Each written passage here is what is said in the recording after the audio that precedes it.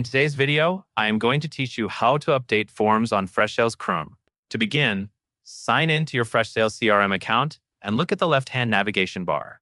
You will see the admin settings icon, which looks like a small gear.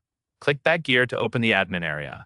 This is where Freshsales keeps the configuration options that control how your CRM behaves, including the forms that capture leads from your website. Once you are in admin settings, find the section for leads, contacts, and accounts. This area groups together tools related to the records you collect and manage. Inside that section, click on Web Forms. You should now see a list of the web forms that already exist in your account.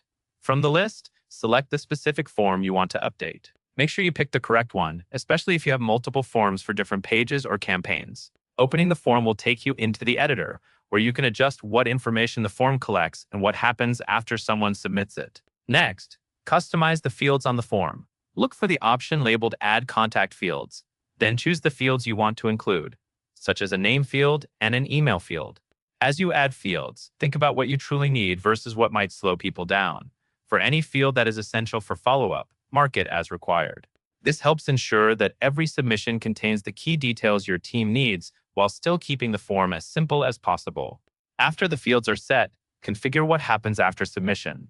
You can choose to display a custom message, which is useful for a simple confirmation, or you can set a redirect URL to send visitors to a specific thank you page. Pick the option that matches your website flow and gives users clear confirmation that their information was received. When everything looks correct, click Save. Then select Get Code Snippet to copy the provided HTML or JavaScript embed code. Finally, paste that snippet into your website, typically in the HTML body where you want the form to appear, or in the footer if your site setup requires it. Save and publish your site changes so the updated form goes live. That covers everything you need to know.